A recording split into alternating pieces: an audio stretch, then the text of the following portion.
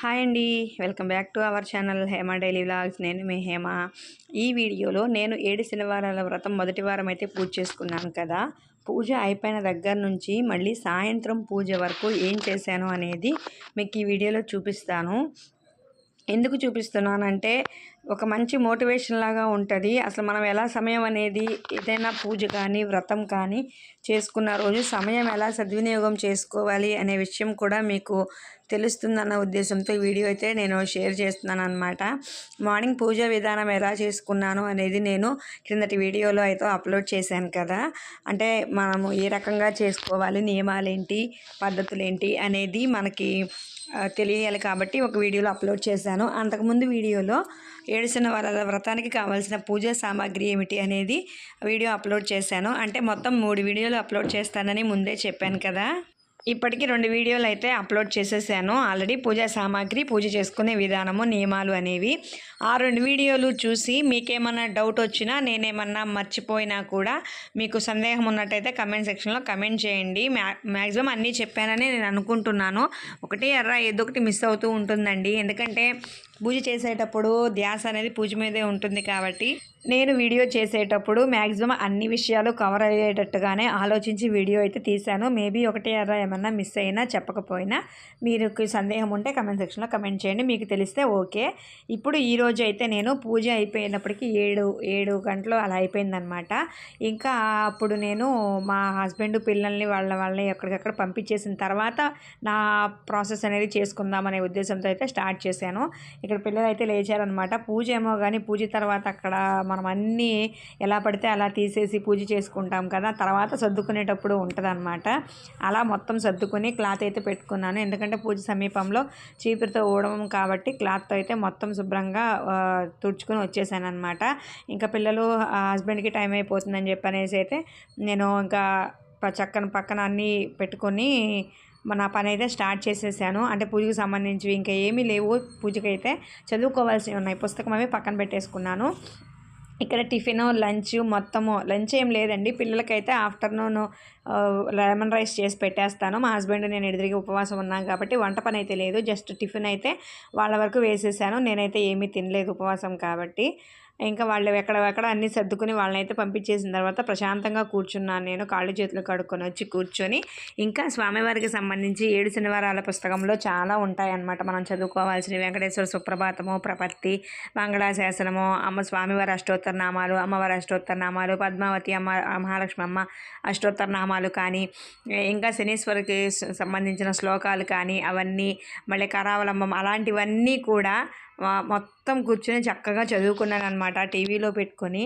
నాకు చాలా ఇష్టం అండి అలా ఎవ్వరూ లేకుండా సైలెంట్గా పూజ అయిపోయిన తర్వాత ఎక్కడ వాళ్ళకి అక్కడ ఏం కావాలంటే అవి వాళ్ళకి ఇచ్చేసి, వాళ్ళు ఈవినింగ్ వరకు రారు కదా అమ్మయ్య అనుకొని ప్రశాంతంగా కూర్చొని టీవీ ఆన్ చేసుకుని పాటలు పెట్టుకుని వాటితో పాటు నేను చదువుకోవడము, పాడుకోవడం అంటే నాకు చాలా అంటే చాలా ఇష్టం అనమాట. అక్కడ వెంకటేశ్వర స్వామి సుప్రభాతం అవన్నీ చదువుతున్నాను. మ్యాక్సిమం వెంకటేశ్వర స్వామి అంత కష్టంగా అయితే ఏమి ఉండమన్నమాట. నోరు తిరుగుతాయి, బాగానే ఉంటుంది. ఇంకా దానికి తోడు మనం టీవీలో కానీ ఫోన్లో కానీ ఆన్ చేసుకుని పెట్టుకున్నామంటే ఇంకా ఈజీగా నోరు అనేది తిరిగేస్తుంది. ఆ ప్రాణం అలా పలకడం, ఆ పాట పాడే విధానం కానీ అది కానీ తెలుస్తుంది మనకి. ఇంకా ఈజీగా వెళ్ళిపోతుంది అనమాట. ఇంకా అలా స్వామివారికి చూసుకుంటూ, పాడుకుంటూ, చెప్పుకుంటూ, చదువుకుంటూ, చూసుకుంటూ, స్వామివారిని తలుచుకుంటూ అలా అయితే నేను మొత్తం చదువుకున్నాను. టీవీలో కూడా పెట్టుకుంటూ టీవీతో పాటే నేను ఫాలో అవుతున్నాను. కింద పుస్తకంలో చూస్తున్నాను, పక్కన టీవీ అనేది రన్ అవుతుందన్నమాట. ఉదయం నేను పూజ చేసుకున్నప్పుడు నేను విఘ్నేశ్వరుడి పూజ, వెంకటేశ్వర స్వామికి షోడశోపచార పూజ, కథ, వ్రతము, మామూలుగా కర్పూర నీరాజనం హారతి అక్కడ వరకు మొత్తం కంప్లీట్ చేసుకున్నాను. పిల్లలు వెళ్ళిపోయిన తర్వాత అయితే ఇలా ప్రశాంతంగా చదువుకుంటారని చెప్పాను కదా. చక్కగా 10 గంటలకి వాళ్ళని పంపించేసి నేను ఇంట్లో ఎక్కడ సర్దుకునేటప్పటికి 10 గంటలు అయిందనమాట. 10 గంటల దగ్గర నుంచి చక్కగా 11:30 అలా అయితే చక్కగా చేసుకుని, చదువుకుని, పాడుకుని అసలు లీనమైపోతానమాట. నాకు ఇంకా ఏమీ గుర్తుండదు. వీడియో ఆన్ చేశానని కూడా నాకు గుర్తులేదు. ఫోన్ అలా పెట్టుకుని వదిలేశాను. ఆ ధ్యాసే లేదు. ఇంకా అలా లీనమైపోయి చదువుకుంటాను అనమాట. ఇంకేం పట్టించుకోను అనమాట. నేను ఇంకా చాలా ప్రశాంతంగా అనిపిస్తుంది నా మనసుకు అయితే. ఆ పూజ చేసుకునే దానికన్నా ఇది ప్రశాంతంగా అనిపిస్తుంది. ఇక్కడ ఇంకా నేను వచ్చేసేటప్పటికి మొత్తం చదువుకున్న తర్వాత ఇంక పిల్లలకి బాక్స్ కట్టే టైం అయిందని చెప్పి లెమన్ రైస్ చేసి పిల్లలకైతే బాక్స్ బాక్స్ కట్టేశాను. నేను స్వామివారి దగ్గర అయితే కొన్ని ప్రసాదం అయితే తీసుకున్నాను, పళ్ళు. ఈవినింగ్ వరకు అలా ఉండాలి కదా అని చెప్పనేసి అయితే స్వామివారి పర్మిషన్ తీసుకొని ఆయన దగ్గర ఉన్న పళ్ళు తీసుకుని నా దగ్గర ప్లేట్లో పెట్టుకుని వంటగదిలో మధ్యాహ్నం నుంచి నా వర్క్ అనేది స్టార్ట్ చేశాను అనమాట. అసలు ఏం చేశాను ఏంటి అనేది ఇప్పుడు నేను చెప్తాను. ఇలాగే చేయాలని కాదండి, నాకు మనసుకు నచ్చినట్టు ఇలా నేను చేసుకుంటాను అంతే. ఇంకా ఆఫ్టర్నూన్ ఆ ఫ్రూట్స్ తింటూ మళ్ళీ ఇంట్లో పిల్లలకి కట్టిన బాక్సులు గిన్నెలు ఏమన్నా ఉంటే అవి తోమేసి మళ్ళీ స్నానం అయితే చేసి వచ్చేసాను. ఎందుకంటే స్వామివారికి సాయంత్రం మహా నైవేద్యం పెడదాం అనుకుంటున్నాను. అంటే అన్నము, పులుసు, పప్పు ఏది ఉండితే అది కూర అయితే పెట్టేసి స్వామివారికి భోజనం అయితే పెడదాము, అదే నేను స్వీకరిద్దాము అని అయితే అనుకుని ఇంకా ఆఫ్టర్నూన్ కూడా మొత్తం ఇల్లంతా క్లీన్ చేసుకుని స్నానం చేసి వచ్చేసి వంట అయితే స్టార్ట్ చేశాను. ఇక్కడ నేను చెప్పాను కదా, మనకు వెంకటేశ్వర స్వామి యొక్క 7 వారాల వ్రతంలో ఎవరికైనా భోజనం పెట్టాలి అని ఉంటుంది కాబట్టి నేను ఇంటికైతే ఎవరిని పిలిచి భోజనం అయితే పెట్టలేదండి. నేను ఇలా వంట చేసుకుని స్వామివారికి నైవేద్యం పెట్టుకొని ఒక మనిషికి సరిపడా భోజనం అనేది నేను పార్సిల్ ప్యాక్ చేసేసుకొని బయట అయితే ఇచ్చేద్దాము అని అనుకున్నాను. ఎందుకంటే మనకి పిలిస్తే తెలిసిన వాళ్ళనే పిలుస్తాము, అన్నీ వండుకోవడానికి అన్నీ ఉండి తినేవాళ్ళని పిలిచి పెట్టడం ఎందుకు అని అనిపించింది.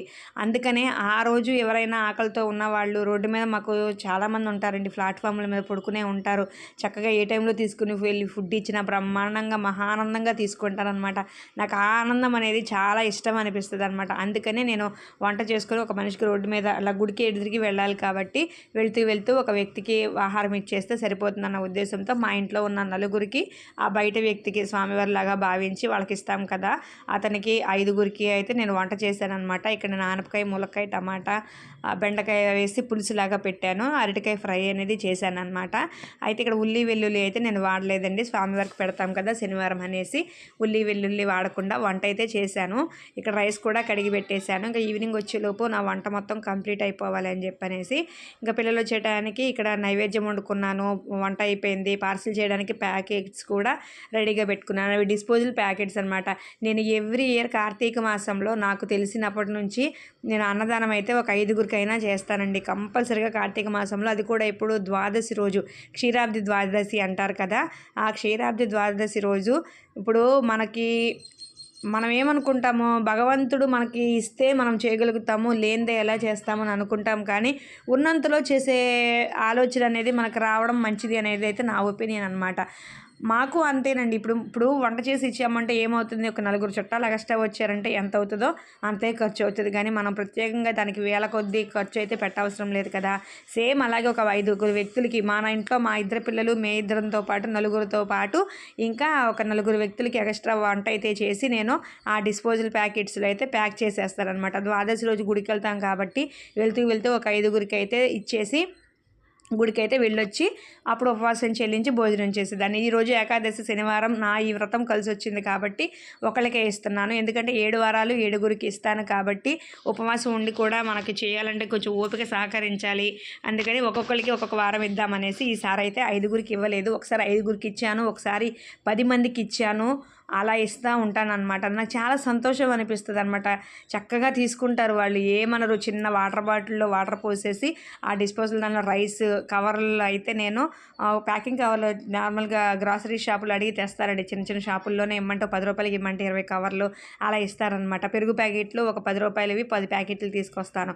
పెరుగు ప్యాకెట్, 2 రకాల కూరలు, అన్నము, వాటర్ బాటిల్ చక్కగా ఒక కవర్లో ప్యాక్ చేసి అయితే 10 మందికో 5గురికో అలా ఇచ్చేసుకుంటూ వస్తాను. ఈసారి ఒకళ్ళకి ఇచ్చాను ఇలా 7 వారాలు ఇవ్వాలని చెప్పనేసి అయితే అలా మొత్తం రెడీ చేసుకుని చక్క పక్కన పెట్టేసుకుని ఈవినింగ్ కూడా పిల్లలు రాగానే వాళ్ళని ఫ్రెష్ చేయించి హోంవర్క్లు తీపిచ్చేసాను. హోంవర్క్లు చేసుకుంటున్నారు, నాకు డిస్టర్బెన్స్ ఉండదని. మళ్ళీ దీపారాధన చేసుకుని ఆ పిండి ప్రమిదలు అన్నీ కూడా మార్నింగే క్లీన్ చేసేసానండి. నేను పూజ అవగానే అక్కడ క్లీన్ చేసేస్తాను. దీపారాధన ఎప్పుడైతే ఘనం అవుతుందో అప్పుడు మొత్తం క్లీన్ చేస్తాను. ఇప్పుడు మనమే ఉన్నామో, మన ముందు ఎదురుగుండా అన్ని పెట్టుకుని చేసుకుంటాము, తినడం అయిపోయినా క్లీన్ చేసేసుకుంటాం కదా. అలాగే నా ఉద్దేశం బట్టి కూడా స్వామివారి ముందు నైవేద్యం ప్లేట్ తప్ప ఇంకేమీ ఉండకూడదని మొత్తం క్లీన్ చేస్తానమాట. చీమలన్నీ వచ్చేస్తాయని చెప్పనేసి అయితే క్లీన్ చేసేసాను. ఈవినింగ్ చక్కగా మళ్ళీ అష్టోత్తర నామాలు, షోడశోపచార పూజ చేసుకుని స్వామివారికి మహానైవేద్యం పెట్టి బయట వ్యక్తికి ఇచ్చే ఆహారం కూడా పార్సిల్ పక్కన పెట్టేసి స్వామివారి ప్రసాదం లాగా అతనికి ఇస్తాం కదా అని చెప్పనేసి స్వామివారి దగ్గర పెట్టి మళ్ళీ ధూపదీప నైవేద్యాలు అయితే మొత్తం పెట్టేసుకుని మనస్ఫూర్తిగా అన్నీ చదువుకుని చేసుకున్నాను. మళ్ళీ చక్కగా యాజ్ ఇట్ ఈజ్గా ఇక భోజనం అనేది స్వామివారికి చెప్పి ఇలా ఇస్తున్నాను తండ్రి అని చెప్పనేసి అయితే ప్యాక్ చేసేసాను. మొత్తం ప్యాక్ చేసేసి ఇంకా మేము గుడికి వెళ్ళే సామాన్ సామానం కూడా రెడీ చేసుకుని పక్కన పెట్టుకున్నాను. ఇంకా స్వామివారితో కొంతసేపు కూర్చొని మాట్లాడుకుని ఈరోజు నాకు మనస్ఫూర్తిగా చేసుకునే అవకాశం ఇచ్చావు తండ్రి, ఇలాగే మిగిలిన 7 వారాలు కూడా అంటే వడ్డీతో కలిపి 7 వారాలు కూడా నాకు అవకాశం ఇవ్వు అని చెప్పి మనస్ఫూర్తిగా అయితే నేను నమస్కారం చేసుకున్నాను స్వామివారికి. ఇంకా ఈవినింగ్ పూజ కంప్లీట్ అయిపోతుందో గుడికి అయితే వెళ్ళొచ్చేసాము చాలా ఆనందంగా మేము.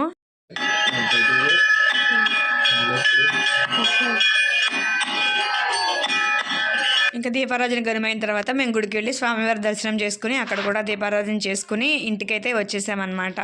ఇంకా తర్వాత మేము కూడా స్వామివారి ప్రసాదం అనేది స్వీకరించి ఇంకా నైట్ అయితే ఉద్వాసన చెప్పుకున్నాను స్వామివారికి. ఈ రోజుకి ఇలా చక్కగా మనస్ఫూర్తిగా చేసుకున్నాను తండ్రి, ఇంతే ఓపిక భక్తి శ్రద్ధలు కూడా ప్రతి వారము నాకు కలగాలి అని చెప్పినైతే స్వామివారికి మనస్ఫూర్తిగా దండం అయితే పెట్టుకున్నాను నేను. ఇంకా ఉద్వాసన మంత్రం అయితే చెప్పేసుకుని కలశాన్ని 3 సార్లు స్వామివారి ఫోటోని 3 సార్లు అటు ఇటు కదిపేశాను. ఇంకా సండే మార్నింగ్ పూజ అయితే క్లియర్ చేద్దాము అని చెప్పనేసి అయితే మనస్ఫూర్తిగా అనుకొని ఆ రోజుతో స్వామివారి దగ్గర ఆశీర్వాదం అయితే తీసుకున్నాను. నా మనసుకు చాలా సంతోషం అనిపించింది అనమాట. అసలు ఎంత త్వరగా నాకు స్వామివారు అవకాశం ఇస్తారని అయితే నేను అనుకోలేదు. ఎందుకంటే ఎప్పుడో ఎన్ని నెలల నుంచో అనుకున్న వాళ్ళు అవని వాళ్ళు చాలామంది ఉంటున్నారు. కానీ నేను దసరాకి అనుకున్నాను, దసరా తర్వాత ఒకసారి అనుకున్నాను, 2 సార్లు స్వామివారి కల్లో నిదర్శనం చూపించారు. కానీ ఇలా అడ్డంకాలు వస్తాయని చెప్పనేసి అయితే అప్పుడు అవ్వలేదు, ఇప్పుడైతే అయ్యింది. ఇలా నేను చక్కగా మొదటి వారం అయితే స్వామివారి దయ వల్ల మనస్ఫూర్తిగా చేసుకున్నాను. ఇలాగే ప్రతి వారం చేసుకోవాలని మనస్ఫూర్తిగా కోరుకుంటున్నాను. మాతో పాటు ఆయా వెంకటేశ్వర స్వామి యొక్క ఆశీర్వాదాలు మీ అందరికీ ఉండాలని మనస్ఫూర్తిగా కోరుకుంటూ మరి ఒక మంచి వీడియోతో కలుద్దాం. ఓం నమో వెంకటేశాయ.